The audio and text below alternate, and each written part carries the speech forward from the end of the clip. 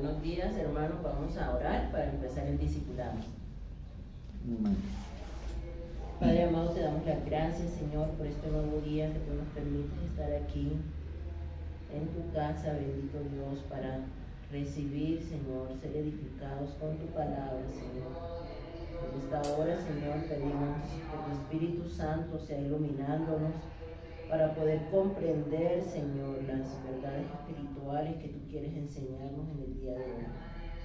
Y sobre todo, Señor, que esta enseñanza que vamos a recibir, Padre, podamos ponerla por obra. En el nombre de Jesús, amén. Amén. Amén. Bueno, pues entonces hemos estado hablando sobre puntos básicos, ¿verdad? Doctrinales para nuestra vida cristiana. Y estuvimos hablando en la primera clase sobre el nuevo nacimiento. Y habíamos dicho que ese nuevo nacimiento es el proceso mediante el cual el Espíritu Santo actúa en aquellos que creen, no solamente que creen, sino que reciben a Jesús como su Salvador en su corazón, para darles esa nueva vida, ¿verdad? Que la Biblia nos promete. Pero esa nueva vida solamente es posible por medio de la acción del Espíritu Santo en nuestras vidas. Posteriormente hablamos sobre el arrepentimiento y decíamos que el arrepentimiento es esa acción por medio de la cual nosotros damos un giro y le damos la vuelta, la espalda al pecado, para volver nuestra mirada hacia la cruz. Y que el arrepentimiento necesita que haya no solamente un pesar en nuestros corazones, sino también un cambio de actitud. Si no hay ese cambio de actitud, no podemos hablar de que ha habido un verdadero arrepentimiento. ¿Por qué? Porque la Biblia nos habla de que tenemos que tener frutos de arrepentimiento, y ese fruto es precisamente el no volver a hacer aquello de lo cual hemos salido, de lo cual el Señor nos ha librado. Amén. Amén. Posteriormente hablábamos sobre la fe y el perdón de pecados, y hablábamos de que el Señor en la cruz nos dio, por medio de su sacrificio, por medio de su sangre, el perdón de pecados, y que Él echa todos nuestros pecados al fondo del mar y no se acuerda más de ellos. Pero hablábamos de que ese perdón de pecados solamente es para los que creen en Jesús. O sea, también es un requisito de que para que nosotros podamos ser perdonados, necesitamos creer en Jesús. Si nosotros no creemos en el sacrificio de la cruz, ¿cómo podemos ser perdonados, verdad? Y en la última clase hablábamos sobre la obediencia y decíamos que tanto nuestros pensamientos como nuestras palabras, como nuestras acciones, tienen que ir sujetas, alineadas a lo que Dios demanda para nosotros en su palabra. Porque cuando nosotros lo aceptamos como Salvador, lo estamos aceptando también como Señor de nuestras vidas. Y al aceptarlo como Señor de nuestras vidas, lo estamos aceptando como Señor de nuestros pensamientos, de nuestras palabras y de nuestras acciones. Por lo tanto, todo en nosotros tiene que ser completamente nuevo. Amén. Amén. Y el día de hoy, que es nuestra quinta lección del discipulado, vamos a hablar sobre la familia de Dios. En la primera clase hablamos que nosotros, al recibir a Jesús, al creerle y al recibirle como nuestro único y suficiente Salvador y Señor, nos convertimos en hijos de Dios, ¿sí? Entonces, al nosotros convertirnos en hijos de Dios, pues obviamente nuestro Padre ahora es Dios, y venimos a ser parte de la familia de Dios. Ciertamente todos nosotros tenemos una familia terrenal a la que pertenecemos, ¿verdad? Y nos identificamos con un apellido de nuestra familia terrenal. Así también, al nosotros venir a Cristo, ¿sí? Pues también tenemos ahora un Padre celestial. Y cuando la Biblia dice que tenemos un Padre celestial, ese Padre celestial es muchísimo mejor que el Padre terrenal que nosotros hayamos tenido. Nuestro Padre terrenal quizás nos ha fallado, ¿verdad? Quizás como padre ha cometido muchos errores, y yo creo que pues varios aquí podemos decir, nuestro Padre terrenal quizás no llenó nuestras expectativas completamente, ¿verdad? Y aún nosotros como padres de nuestros hijos también hemos cometido errores. Sin embargo, la Biblia hace una comparación y dice que si los padres terrenales, siendo malos, saben dar cosas buenas a sus hijos, cuánto más nuestro Padre Celestial. Vamos a leerlo. Eso está en Mateo capítulo 7, versículo 11. Y son palabras de Jesús las que están aquí.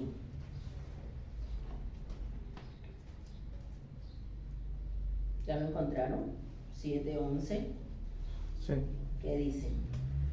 Pues si vosotros, siendo malos, sabéis dar buenas dádivas a vuestros hijos, cuánto más vuestro Padre que está en los cielos dará buenas cosas a los que le pidan. Amén. Entonces dice la Biblia, ¿verdad?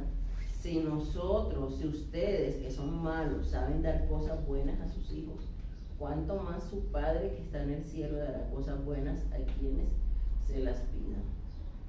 Entonces, según estas palabras, ¿qué es lo que quiere decir el Señor? ¿Que el Padre Celestial es mejor o es peor que el Padre terrenal? ¿El Padre Celestial es mejor o es peor que el Padre terrenal? Mejor. Mejor, ¿cierto? Dice, ¿cuánto más? ¿Sí? ¿Cuánto más? Dice la palabra. Su Padre que está en el cielo dará cosas buenas a quienes se la pidan. Entonces, esto es algo, nosotros descansando en esa palabra que dice la Biblia, que nuestro Padre terrenal dará buenas cosas a quien se las pidan. ¿Qué debemos hacer nosotros? Pues descansar en esa palabra, descansar en esa promesa, porque dice la Biblia, ustedes no deberían de estar preocupados por nada, ¿sí? En Mateo capítulo 6, versículo 31, dice la palabra, no os afanéis pues, diciendo, ¿qué comeremos o qué beberemos o qué vestiremos? ¿Sí? Y aquí menciona 3 necesidades básicas del ser humano, ¿sí? La comida, la bebida y el vestido, ¿cierto? Son 3 necesidades básicas que nosotros tenemos. Sin embargo, la palabra nos dice, no se afanen por qué van a vestir, no se afanen por qué van a comer, no se afanen por qué van a beber, ¿sí? ¿Por qué? Porque más adelante nos está diciendo, o sea, si ustedes siendo malos le dan cosas buenas a sus hijos, ¿cuánto más el Padre Celestial va a dar cosas buenas a los que se las piden? Entonces, cuando nosotros venimos a ser parte de la familia de Dios, una de las cosas que primero tiene que huir de nuestra vida es la ansiedad, ¿sí? El estarnos afanando por las cosas que necesitamos, la ansiedad, la aflicción. ¿Por qué? Porque la ansiedad es una situación que viene a la vida de las personas cuando las personas sienten que no tienen esperanza. Entonces por eso no concuerda, ¿verdad?, que una persona que ha creído, que ha recibido a Jesús en su corazón, viva con problemas de ansiedad, ¿sí? Las personas que viven con ansiedad están pensando excesivamente en el futuro, en el qué va a pasar, qué voy a comer, con qué me voy a vestir, y es que el otro año con qué voy a mandar a mi hijo a la universidad, y es que el lunes no tengo para el desayuno, y están pensando en lo que va a pasar. Todavía no hemos empezado prácticamente a vivir el día de hoy, y la persona con ansiedad ya está angustiada por lo que va a pasar mañana. Entonces, eso es algo que en un hijo de Dios no tiene por qué suceder. ¿Por qué? Porque una persona con ansiedad vive como si no tuviera una esperanza, y nosotros sí tenemos una esperanza. Nosotros sí tenemos una mano que nos sostiene, sí tenemos un Padre que está velando por nosotros y que está atendiendo nuestras necesidades, porque Él mismo nos está diciendo, no te preocupes, no te afanes. ¿Qué vas a comer? No te preocupes. ¿Qué te vas a poner? No te preocupes.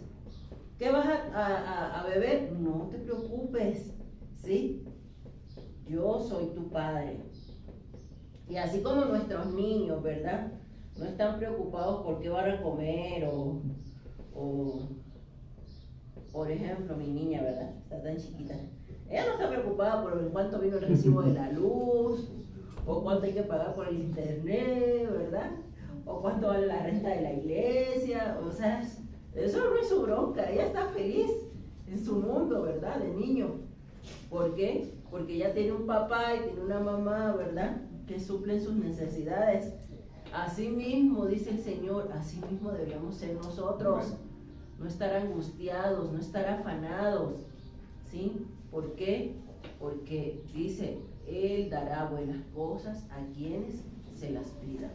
Amén. Entonces, nosotros tenemos que grabarnos, ¿verdad? En nuestro corazón, en nuestra mente, estas palabras. No os afanéis, pues, diciendo qué comeremos, o qué beberemos, o qué vestiremos, porque los gentiles buscan todas estas cosas, pero vuestro Padre Celestial sabe que tenéis necesidad de todas estas cosas. Entonces, el Señor sabe que necesitamos comer, porque si no nos comemos nos morimos. Sabe que necesitamos beber, porque si no bebemos nos deshidratamos. Y sabe que necesitamos vestirnos. Entonces, nosotros tenemos que descansar en sus promesas, confiar en Dios, es lo que hablábamos en la clase pasada. ¿Y qué es confiar? ¿Qué es tener fe? ¿Qué es tener fe? Decíamos, la fe es la certeza de lo que se espera y la convicción de lo que no se ve. A lo mejor ahorita no tengo aquí un plato de comida que yo lo esté viendo, un mercado que yo lo esté viendo, ¿sí? Pero aunque yo no lo esté viendo, yo tengo esa certeza en mi corazón de que mi Padre Celestial me lo va a dar. Eso es la fe. Yo no lo estoy viendo, ¿verdad? Yo no estoy viendo esa alacena llena, pero yo tengo un Padre Celestial que me está diciendo que Él sabe cuáles son mis necesidades. Yo tengo un Padre Celestial a quien recurrir, tengo un Padre Celestial a quien pedirle. Y Él ha dicho en su palabra, ¿sí?, que no me angustie, porque lo que yo le pida, ¿verdad?, Él me lo va a dar. Él tiene cuidado de esas necesidades básicas de sus hijos. Amén. Amén. Entonces, vamos a ver cuál es la clave para que nosotros no vivamos en esa angustia, en esa ansiedad como hijos de Dios. Dice Mateo 6:33. ¿Qué dice Yasmín? 6:33. Mateo 6:33.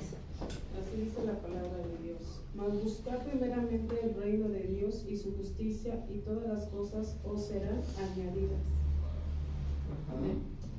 Entonces, ¿qué es lo que hay que hacer? En lugar de angustiarse,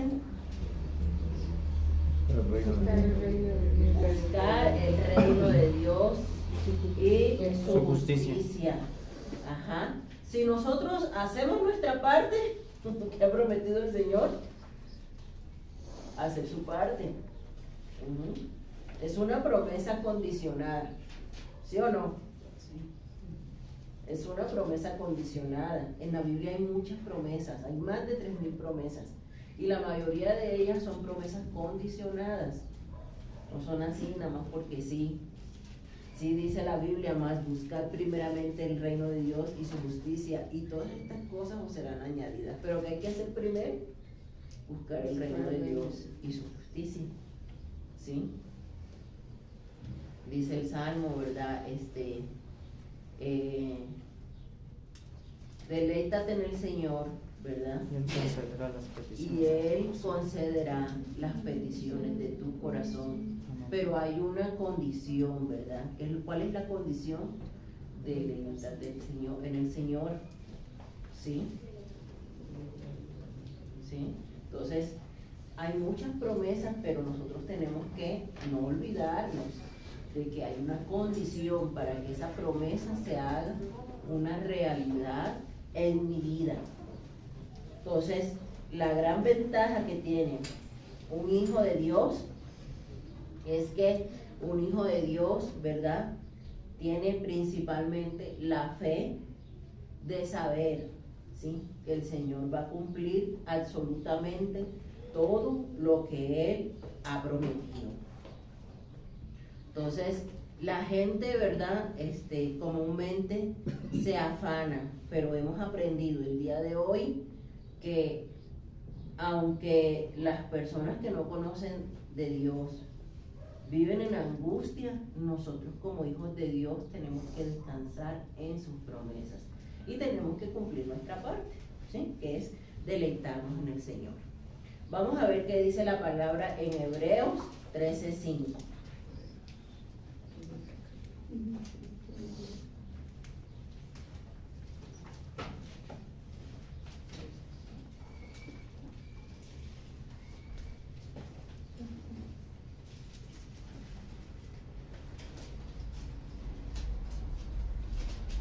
Hebreos 13:5 dice la palabra del Señor: sean vuestras costumbres sin avaricia, contentos con lo que tenéis ahora, porque Él dijo: no te desampararé ni te dejaré. De manera que podamos decir confiadamente: el Señor es mi ayudador, no temeré lo que me pueda hacer el hombre. Entonces, Dios, como Padre Celestial, no es como los padres terrenales. ¿Qué hacen los padres terrenales? Abandonan a sus hijos, ¿verdad? Muchos hacen eso, abandonan a sus hijos, no les importa si comieron, si no comieron, si tienen ropa, si no tienen ropa. Muchos se van a la cantina, se toman sus cervezas y no les importa si en su casa hay un plato para comer, ¿sí? Muchos son infieles, se van de la casa, abandonan a sus hijitos, ¿verdad? Pero ¿qué dice la Biblia? Que nuestro Padre Celestial es mucho mejor que un padre terrenal, que los padres terrenales son malos y aún así, siendo malos, ¿verdad?, dan cosas buenas a sus hijos algunas veces. Pero nuestro Padre Celestial, ¿verdad?, da buenas cosas a los que se las piden. Entonces, nosotros, ¿sí?, debemos estar conscientes de que nuestro Padre, ¿verdad?, ha prometido aquí en Hebreos 13:5 no abandonarnos, porque acabamos de leer que dice: no te abandonaré, no te desampararé, ¿sí? Y nosotros tenemos que descansar en esas promesas. A ver, nosotros necesitamos saber que nuestro Padre Celestial, en primer lugar, sabe cuáles son nuestras necesidades, porque Dios es omnisciente y Dios todo lo sabe. Él lo sabe aunque no se lo pidamos. Sin embargo, el hecho de nosotros pedírselo, ¿verdad?, está demostrando que estamos depositando nuestra confianza en Él. Fíjense, cuando el pueblo de Israel estaba asediado por las naciones extranjeras, ¿qué hicieron ellos? Empezaron a confiar en otros ídolos, empezaron a confiar en las otras naciones, en las grandes potencias que tenían alrededor, como Asiria, como Egipto, como Babilonia, y empezaron a hacer alianzas, ¿sí? Y el Señor les decía: pero ¿por qué? ¿Por qué tienen que confiar en otras cosas y no poner su confianza en mí? Y no ser fieles a mí, y no poner su mirada en mí. Y el pueblo de Israel pues sufrió ¿qué? El exilio, ¿no? Finalmente, porque su confianza no estuvo puesta en el Señor, sino en otras personas y en otras cosas y en otros dioses. Así a veces somos nosotros. Cuando tenemos una necesidad, ¿qué hacemos? Vamos y pedimos un préstamo, ¿no? Y nos endeudamos. Cuando tenemos una necesidad, vamos y decimos, ay no, ya como que Dios no me está escuchando, yo necesito como que ir allá con la Virgencita de Guadalupe, porque como que esa sí me escucha, ¿sí? Y empezamos a poner nuestra confianza en otras cosas, en nuestro jefe, en nuestro trabajo, en entidades financieras, y empezamos a poner nuestra confianza en otras cosas que no es lo que Dios quiere. Y por eso muchas familias viven agobiadas y viven angustiadas, ¿sí? Porque no han hecho lo pertinente delante del Señor. Entonces, cuando nosotros depositamos esa confianza en aquel que ha dicho que busquemos el reino de Dios y su justicia, y Él, ¿verdad?, añadirá todas las cosas. Cuando nosotros entendemos eso, entonces nosotros vamos a vivir sin estarnos endeudando, sin estar poniendo nuestra confianza en otras personas, ¿sí? Porque vamos a descansar en lo que el Señor nos ha prometido, y eso es algo que nos falta vivir, que hace falta que se haga una realidad en nuestra vida como hijos de Dios, porque hemos creído en Jesús, lo hemos recibido en nuestro corazón, pero no estamos viviendo esas verdades que dice la Biblia como hijos de Dios. Muchas personas están atadas, literalmente atadas a las deudas, atadas a tantas cosas, porque no hemos entendido este principio de buscar primeramente el reino de Dios y su justicia. Y de verdad, hermanos amados, si nosotros lo hacemos, si nosotros nos dedicamos a hacer lo que Dios le agrada, téngalo por seguro que el Señor le va a dar todo lo que usted necesita, porque el Señor tiene cuidado de sus hijos. Todo lo que usted necesite, el Señor se lo va a dar, y de una manera que usted hasta se va a sorprender. Pero necesitamos caminar en esa fe, necesitamos de verdad. Muchas personas a veces no dicen, ay no voy a ir al culto el domingo, mejor me voy a trabajar porque así mejor me dan un dinero extra, y dejan a Dios de último. Y no lo colocan de primero, como dice la palabra de Dios, ¿verdad? Entonces, cuando nosotros vivimos haciendo ese tipo de cosas, y no hemos entendido que de verdad Dios es el que nos sostiene, entonces vamos a vivir siempre buscando las añadiduras nosotros mismos, en lugar de que esas añadiduras, ¿verdad?, vengan a nuestra vida en consecuencia de buscar primeramente el reino de Dios. Ahora, ya tenemos claro que como familia de Dios, ¿verdad?, que es el tema que estamos viendo hoy, como hijos de Dios, Dios pasa a ser nuestro Padre. Aunque nuestro Padre terrenal nos haya fallado, haya sido un irresponsable, tenemos un Padre celestial que no nos falla, dice la Biblia, ¿verdad? Un Padre celestial que tiene cuidado de nosotros. Y también tenemos nuevos hermanos. Miren. Y hermanos, pues hay de hermanos a hermanos, ¿verdad? Todos tenemos hermanos. Algunos hermanos, pues bien, otros no tanto, ¿verdad? En todas las familias hay de todo, ¿verdad? Sin embargo, pues también en esta familia espiritual tenemos hermanos, de toda clase de hermanos. Entonces nosotros, así como tenemos una relación con nuestro Padre Celestial, con el Creador del universo, también empezamos a tener una nueva relación con esa familia, ¿verdad?, que también son hijos de Dios y son nuestros hermanos. ¿Quiénes vienen a ser nuestros hermanos? Todos aquellos, ¿verdad?, que también creyeron y recibieron a Jesús como su único y suficiente Salvador. Todos aquellos, ¿verdad? Chinos, argentinos, de donde sea, bolivianos, ¿verdad? Todos aquellos que hayan creído y hayan recibido a Jesús en su corazón como su único y suficiente Salvador, vienen a ser nuestros hermanos en la fe. Y todos tenemos el mismo Padre, ¿sí o no? Todos tenemos el mismo Padre. Y así como tenemos una familia terrenal y nuestra familia terrenal, nuestros hermanos, ¿verdad? Vienen a ser aquellos que son del mismo padre o de la misma madre, así también en nuestra familia espiritual, todos aquellos hijos de Dios, hijos del mismo Padre, vienen a ser nuestros hermanos. Y también con ellos tenemos un compromiso, una responsabilidad que cumplir. ¿Qué dice Juan capítulo 15, versículo 12?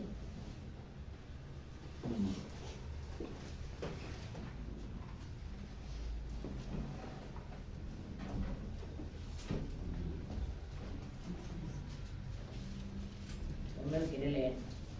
Juan 15, 12. Dice Juan 15, 12.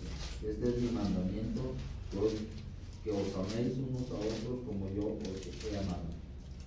Entonces, ese es el mandamiento, que nos amemos los unos a otros, así como el Señor nos ha amado. Entonces, dice la Biblia que amemos solamente a los que nos caen bien. ¿Sí? No. Que amemos solamente a los que me tratan bien. No. Que amemos solamente a los que son agradables. ¿Eso dice la Biblia? No, ¿verdad? ¿Qué dice? Que nos amemos los unos a los otros. No importa si es agradable, si no es agradable, si huele bonito, si no huele tan bonito, ¿verdad? Son nuestros hermanos en Cristo y necesitamos amarnos los unos a los otros, así como el Señor nos ha amado. Esa es la marca distintiva del cristiano. Y con todos aquellos hermanitos, ¿verdad? Que de todas maneras, que de igual manera han sido lavados y han sido redimidos por la sangre de Cristo, necesitamos amarlos así como el Señor nos ha amado. Aunque nos hayan hecho lo que nos hayan hecho, aunque no sean tan de nuestro agrado, ¿verdad? Necesitamos amarlos. Fíjense, cuando Jesús estuvo aquí en su ministerio terrenal, dentro de su grupo, ¿verdad?, de 12, había de todo tipo de personas. ¿Ustedes recuerdan algunos de los discípulos, algunos de los apóstoles, qué características tenían ellos? A ver, ¿quién me quiere dar un ejemplo? Mateo, por ejemplo. ¿Será que cuando Mateo llegó al grupo le caía bien a los demás? No. Lo querían y lo recibieron así, vente, mate, ay, qué bueno que estás aquí. ¿Ah? No, ¿Por qué? porque él era publicano, cobraba impuestos. Porque él era publicano, imagínense. Un hombre judío que trabajaba para el Imperio Romano, cuando el Imperio Romano era el que oprimía a los judíos. Y Mateo trabajaba para el Imperio Romano, siendo judío, era considerado como un traidor por los de su propia tierra, porque les cobraba los impuestos para pagarle tributo a los romanos. Y aparte, pues sacaba su tajada, obviamente, ¿verdad? Entonces no les caía bien a nadie, a nadie.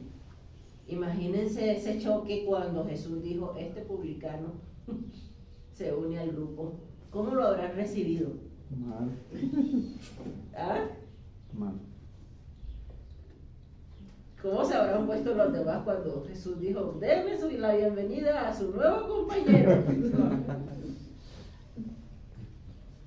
Pero el amor de Dios hizo posible, ¿verdad?, que ese grupo de 12 se unieran como hermanos y trabajaran todos juntos por una misma visión. ¿Cómo habrá recibido el grupo el comentario de Juan y su hermano Jacobo, ¿verdad? Cuando la mamá dijo, ay Señor, cuando tú estés allá en el cielo, que mis hijos, uno se siente a tu izquierda y al otro a tu derecha. ¿Cómo le habrá caído ese comentario a los otros 10? ¿Ah? ¿Cómo le habrá caído ese comentario a los otros 10? Yo me pregunto. Habrán dicho, uy, pero qué humildad, ¿no? Aquí de mi hermano.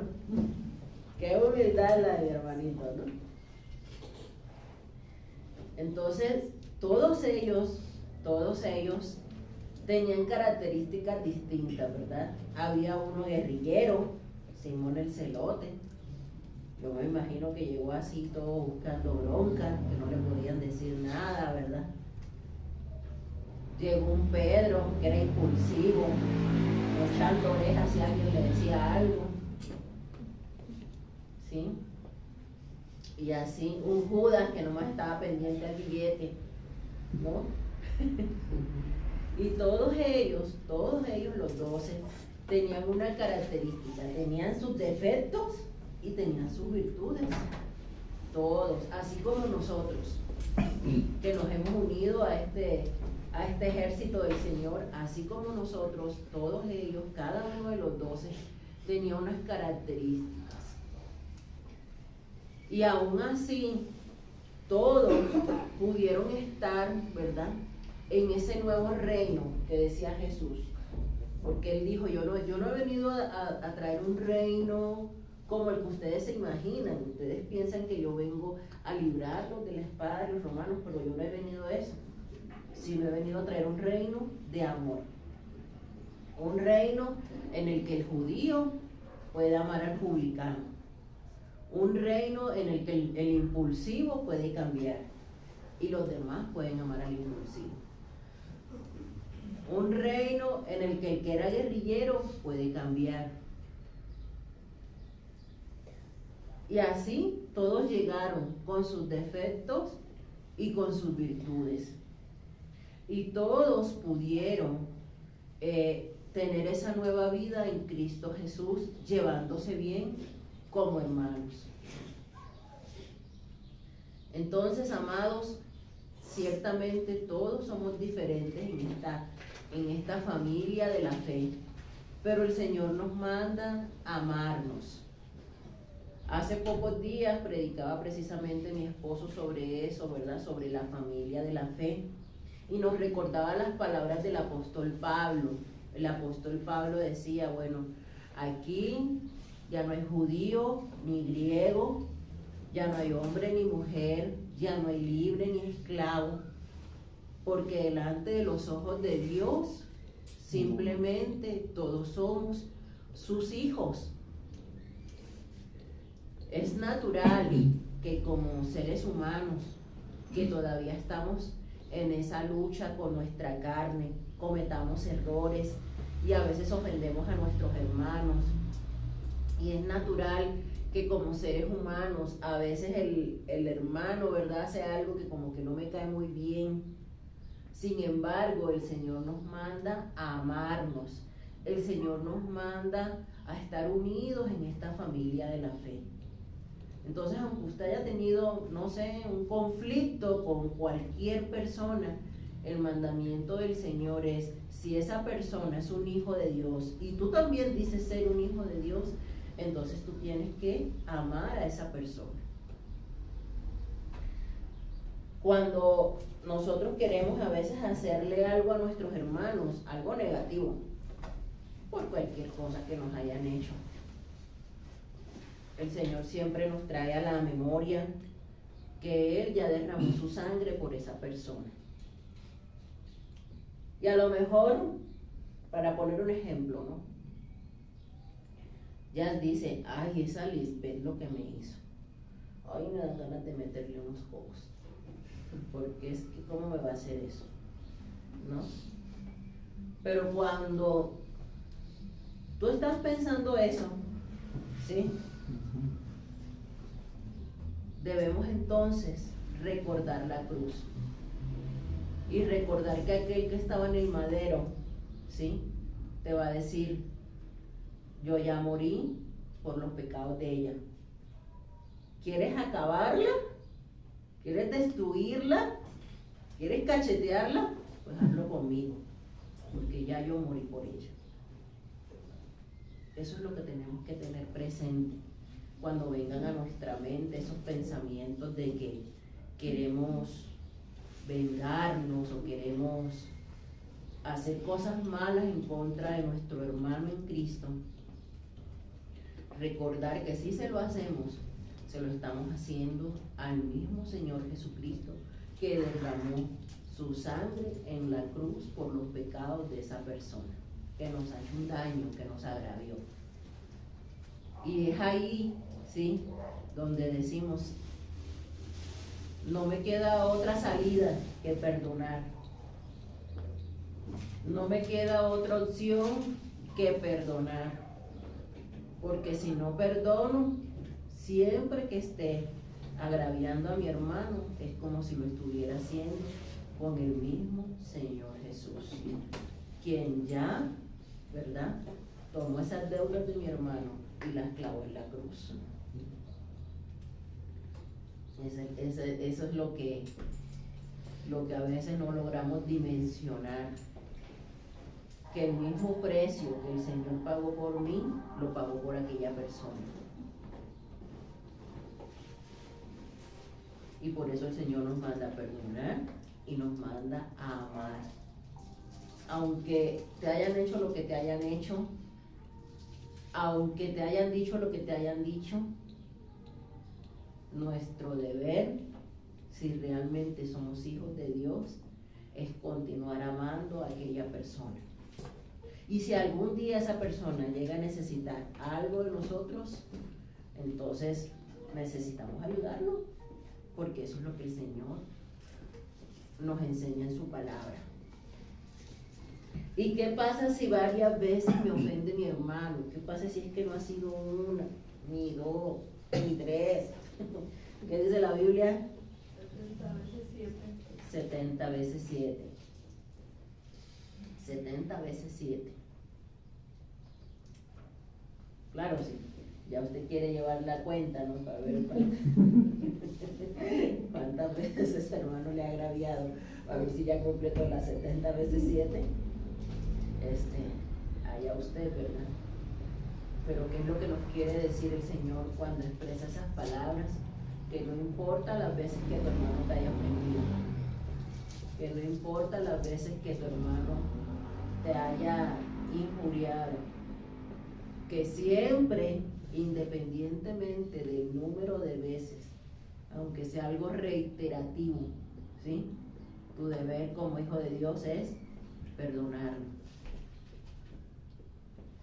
Pero ¿sabe por qué los seres humanos no perdonamos? Aunque la otra persona a veces se acerque y te pida perdón, aunque la otra persona a veces se acerque y te diga que va a hablar contigo. ¿Sabe por qué no perdonamos? Porque a veces es más grande el orgullo y el egocentrismo de cómo me va a hacer eso a mí, ¿cómo me va a hacer eso a mí? ¿No? Yo que soy, ¿no? Y es más grande el ego y es más grande el orgullo, ¿sí?, que en lugar de hacer un puente, colocamos una barrera y decimos, no, pues es que eso que tú me hiciste es imperdonable. Y casi, ¿verdad?, mandamos a la persona al infierno porque me ofendió a mí. Uy, no, a mí. Entonces, el orgullo es lo que no deja que el ser humano pueda perdonar. Porque cuando nosotros nos sentimos agraviados, pensamos que si perdonamos a nuestro prójimo por esa ofensa tan grande que me hizo, va a ser como que reconocer que yo no valgo nada, ¿no? Entonces decidimos mejor no perdonar, ¿no? Yo me mantengo en mi punto, tú me ofendiste, yo no te hablo, es más, cuando te veo por ahí me cambio de banqueta, porque tú para mí eres persona no deseada, no grata, me cambio, ¿no? Entonces, a veces como seres humanos cometemos tantos errores y con nuestros hermanos en la fe, pero necesitamos recapacitar y necesitamos hacer lo que la Biblia nos enseña que tenemos que hacer. Porque la palabra dice que en esto conocemos, dice, Dice la palabra en Juan 3:16, que dice, a ver, en esto conocemos, ¿verdad? Lo que es el amor, en que Jesús dio su vida por nosotros. Eso es el amor. Y entonces si Jesús dio su vida por nosotros, ¿sí? Y dio su vida por mi hermano que también pecó al igual que yo, ¿por qué no puedo amar a mi hermano? ¿Por qué no puedo perdonarlo? Si la misma sangre que se derramó por él fue la misma sangre que se derramó por mí. El mismo precio que Jesús pagó por él fue el mismo precio que Jesús pagó por mí. Entonces, ¿por qué mantener el orgullo y por qué no ser flexibles y perdonar? ¿Por qué mantener ese orgullo que tanto daño le hace a la sociedad? ¿Por qué mantener ese ego que tanto daño nos hace? Y mejor nos recapacitamos y hacemos lo que la Biblia nos manda hacer.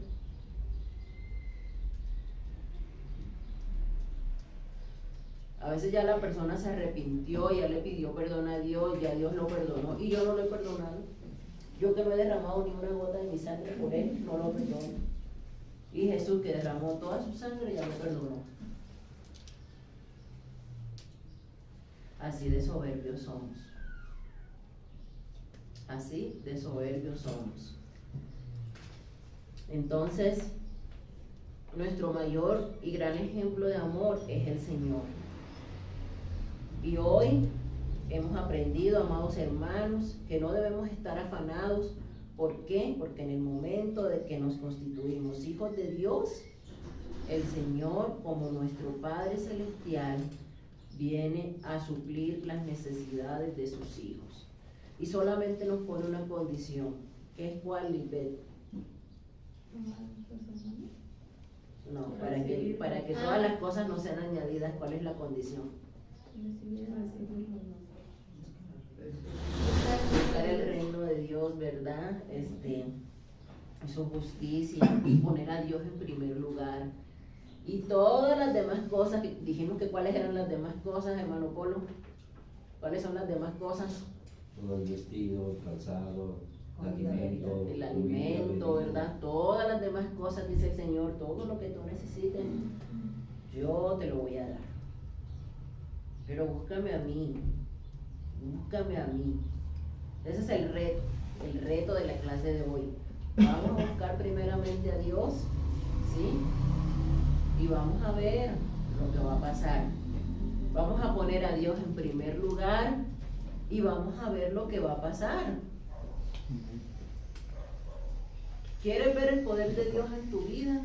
¿Quieres ver el poder de Dios en tu familia? Dale el primer lugar y vas a ver lo que va a pasar. Amén.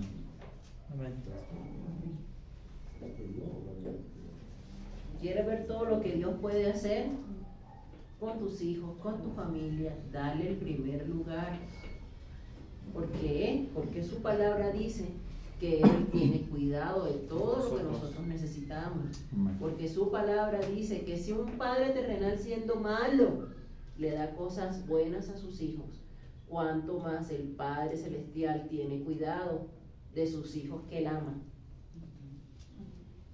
Ese es el reto. Busquemos al Señor y Él concederá los deseos de nuestro corazón. Pero ¿qué tenemos que hacer primero? Deleitarnos en Él, buscarlo a Él. ¿Sí? ¿Y qué decía Hebreos?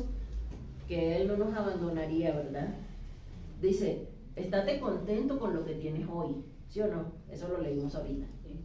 Estate contento con lo que tienes hoy. A lo mejor te hace falta algo, pero ¿qué dice el Señor? No te angusties, no te afanes, no te deprimas, estate contento con lo que tienes hoy. Porque tu Señor y tu Dios no te desamparará ni te abandonará. Pero ¿qué nos pide el Señor? Que estemos contentos con lo que tenemos hoy. ¿Y qué implica el estar contento con lo que tenemos hoy? No andarnos quejando. Ay, es que Señor, este trabajo que tengo. Uy, marido que me mandaste. Ay, el trabajo que me tengo que parar a las 3 de la mañana. Y nos quejamos de todo como el pueblo de Israel. Vamos caminando y nos vamos quejando, ¿no? Por el trabajo, por los hijos, por el marido, por el quehacer, por todo nos andamos quejando. Mire, hermanos, quizás ese marido es malo, pero véale lo positivo. Si no fuera por él, no tuviera los hijos hermosos que tiene. ¿Sí o no? Un instrumento. Fue el instrumento de Dios para darle esos hijos hermosos que usted tiene, ¿no? Quizás su trabajo es cansadón, es matador, pero si no fuera gracias a ese trabajo que Dios le dio, no tuviera a lo mejor su casita, su mesita, su sillita donde sentarse, ¿sí o no? Entonces, miren, cuando nosotros nos enfocamos en mirar todo lo malo que tenemos, toda la vida vamos a ser infelices. Pero cuando nosotros nos enfocamos, como dice la Biblia, en estar contentos con lo que tenemos hoy, ¿sí? Sí es cierto, Señor, no tengo un carro, me toca irme con este sol caminando para la iglesia. Pero hay gente que no tiene pies. Hay gente que está en una silla de ruedas y ni siquiera se puede caminar, cosa que usted sí puede hacer. Ay, Señor, me toca pagar renta, me toca pagarle al Infonavit, pero hay gente que no tiene un techo, hay gente que está debajo de los puentes, usted al menos tiene donde refugiarse con su familia. Ay, Señor, este trabajo tan agotador. Pero hay gente que sale a buscar empleo. Al menos usted se levanta para ir a trabajar, pero hay gente que se levanta todos los días a buscar empleo y no ha encontrado. Entonces, cuando nosotros cambiamos nuestra manera de ver las cosas, no vamos a estar tan quejumbrosos y tan infelices como éramos antes. Vamos a aprender realmente lo que dice la Biblia, a estar contentos con lo que tenemos hoy. Porque mire, hermano, siempre va a haber alguien que está peor que usted. Aunque usted se queje de todo la vida, de cómo la vida, lo mal que lo trata, téngalo por seguro que hay alguien que está peor que usted y no se anda quejando.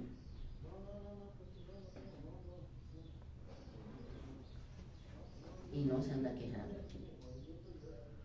Entonces necesitamos ser agradecidos con lo que Dios nos da. Señor, llevo una semana comiendo tortas de jamón, pero hay gente que no ha comido nada. Sea agradecido por su torta de jamón.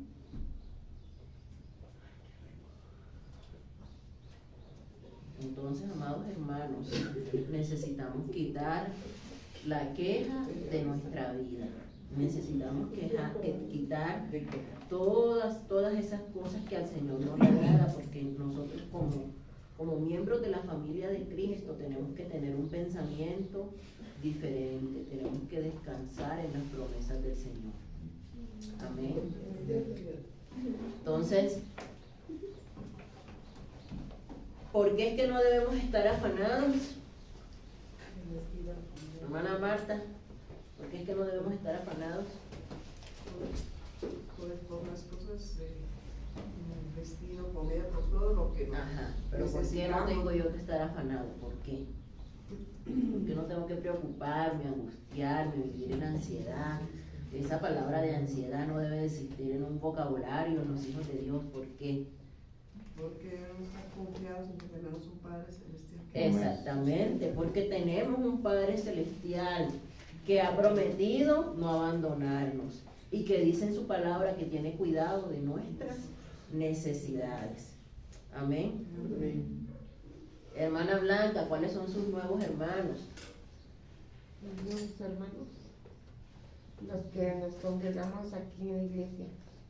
Los que nos congregamos aquí, los que no Todos nos congregamos aquí, ¿verdad? que Todos son- los que han creído y han recibido a Jesús como su único y suficiente Salvador. Estén aquí o estén en la Conchinchín, ¿verdad? Hayan creído o hayan recibido al Señor, ¿verdad? Son nuestros hermanos, ¿sí? Entonces, nosotros somos los únicos que podemos darnos el lujo de decir que tenemos hermanos en todos los países o en la mayoría de los países del mundo, porque en la mayoría de los lugares, ¿verdad? Hay una persona, aunque sea, que ha creído y que ha recibido al Señor como su Salvador personal. Y esa persona, aunque yo no la conozca, es mi hermano. Pero nos falta dimensionar más eso. Porque a veces vivimos como enemigos, como si estuviéramos luchando como si estuviéramos trabajando para señores diferentes. Pero la realidad es que no es así, la realidad es que esa sangre derramada se derramó por mí y se derramó por los de aquella iglesia, por los de aquella iglesia, por los que están allá, por los que están acá. Es la misma sangre derramada y el mismo precio que el Señor pagó. Por lo tanto, nuestro deber como hijos de Dios es amarlos. Sí, todos tienen errores, ¿sí? Pero aún así, nuestro deber es amar y perdonar, ¿sí? Entonces, nuestra actitud, ¿verdad?, con respecto a nuestros hermanos siempre tiene que ser una actitud de amor. ¿Por qué? Porque ese fue lo que el Señor, como nuestro Padre, nos dio como ejemplo, ¿verdad? Jesús nos mostró el amor y vino a implantar un reino de amor. Entonces nosotros como hijos de Dios y como sus discípulos tenemos que mostrar primeramente ese fruto, ¿sí?, en esta nueva familia y en nuestras familias carnales, naturales, ¿sí?, el fruto del amor. Y eso se manifiesta a través del perdón, perdonándonos los unos a los otros.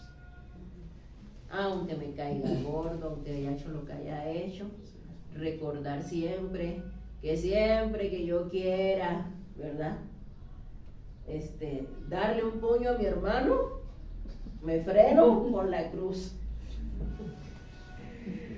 Sí, ¿verdad? Cuando ve que ese impulso,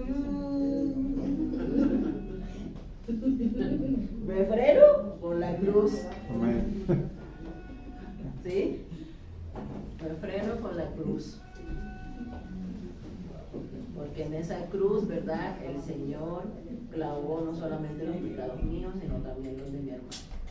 Amén. ¿No? Entonces, vamos a orar, amados hermanos.